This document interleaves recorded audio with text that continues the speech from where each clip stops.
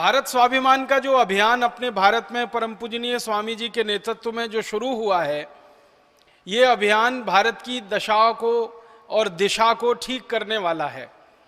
भारत की गरीबी, भारत की भूखमरी, भारत की बेरोजगारी, भारत के किसानों की बेबसी, भारत के मजदूरों की लाचारी, हमारे देश की महिलाओं बहनों पर होने वाले अत्याचार, हमारी माताओं बहनों की लुटने वाली इज्जत, ये जो सारे गंभीर प्रश्न पैदा हुए हैं हमारे देश में, इन प्रश्नों का समाधान ढूंढने का प्रयास है ये भारत स्वाभिमान का अभियान।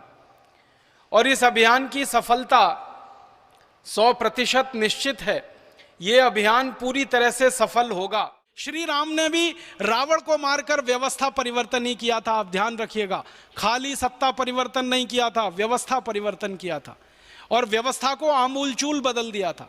श्री कृष्ण ने कंस को मारकर व्यवस्था परिवर्तन किया था, पूरी व्यवस्था को आमूलचूल बदल दिया था। तो सारे महापुरुष इस देश में जो आते रहे हैं, व्यवस्था परिवर्तन के काम के लिए आए हैं। सत्ता परिवर्तन किसी का लक्ष्य नहीं था, लेकिन व्यवस्था परिवर्तन होने के लिए सत्ता परिवर्तन पहला चरण होता है, इसलिए उन्होंने सत्ता का भी परिवर्तन किया था और अंत में व्यवस्था का भी परिवर्तन किया था। भारत स्वाभिमान अभियान का भी उद्देश्य बिल्कुल स्पष्ट है कि हमें व्यवस्था परिवर्तन ही करना है। इसमें से सत्ता परिवर्तन हो जाए तो वो हमारे लिए पहले चरण की बात है, हमारा अंतिम चरण तो व्यवस्था परिवर्तन का काम है।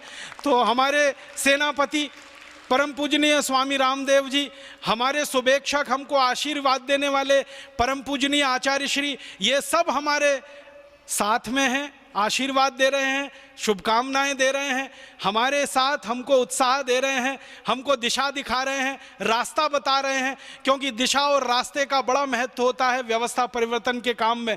थोड़ी सी दिशा भटक जाए तो पूरा आंदोलन खत्म हो जाता है।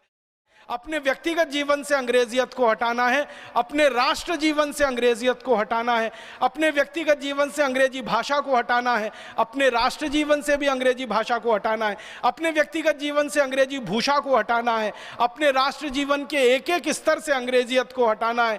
इन सब हटाने के अभियानों में हम सब सेनानी बनेंगे और हमारे सेनापति परम पूजनीय स्वामी जी का एक एक निर्देश और एक एक आदेश का अपने जीवन के अंतिम दिन तक पालन करेंगे। क्योंकि संगठन जो होता है पूर्ण अनुशासन से चले तभी सफलता हासिल करता है।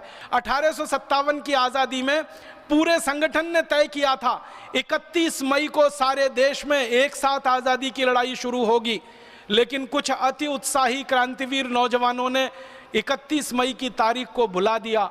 10 मई को ही सारा आज़ादी का लड़ाई का काम शुरू कर दिया। संगठन का निर्देश उस समय चूक गए मानने से परिणाम ये हुआ कि हम आज़ादी हासिल करने में 100 साल पीछे चले गए। 5000 विदेशी ईस्ट इंडिया कंपनियां आज इस देश में हैं। देश का आने वाला समय कैसा होगा, इस अंदाजे को मन में रखकर आप तैयार होइए, संकल्प करिए और इस देश में फिर से एक बड़ा आंदोलन शुरू करिए, स्वदेशी का, स्वराज्य का, अपने देश की आज़ादी को बचाने का, अपनी स्वतंत्रता को बचाने का, अपने स्वराज्य और स्वतंत्रता को पूर्ण रूप से स्थापित कराने का।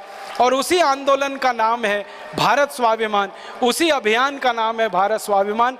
तो आप सब भारत स्वाभिमान के सक्रिय सेनानी बने और हमारे सेनापति परम पूजनीय स्वामी जी के निर्देशन में अपनी पूरी जिंदगी की सार्थकता इसी काम में ढूंढें और खोजें कि हम भारत की दोबारा गुलामी आने नहीं देंगे और आधी अधूरी आज़ादी को पूरी आज़ादी में परिवर्तित करेंगे।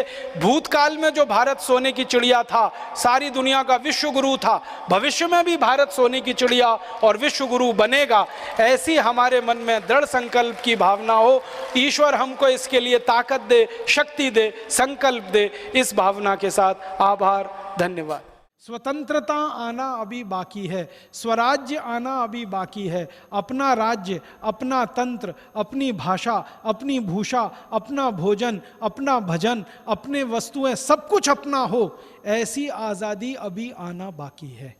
और उस आज़ादी के लिए भारत स्वाभिमान का गठन हुआ है और हम सबको उसी उद्देश्य के लिए लगना है। एक संकल्प हम सब अपने मन में करके यहाँ से उठें कि जो आज़ादी आई है वो अधूरी है, पूरी नहीं है। जो स्वतंत्रता आई है उसमें अपना तंत्र नहीं बन पाया है। जो स्वराज्य हमें मिला है इसमें अपना राज्य स्थापित अभी तक नहीं हो पाया है। जो भाषा हमें मिली है ये अपनी नहीं है। जो भूषा मिली है वो अपनी नहीं है। जो भोजन मिला है हमें अंग्रेजियत का वो अपना नहीं है। तो भाषा, भूषा, भोजन, भजन, भेषज सब अपना हो, तंत्र अपना हो, राज्य अपना हो। ऐसी एक आदर्श व्यवस्था स्थापित करने के लिए भारत स्वाभिमान का गठन हुआ है।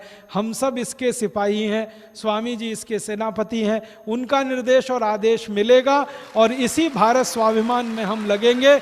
ऐसा बोलकर आप सभी को आभार, धन्यवाद, प्रणाम। भारत माता की जय।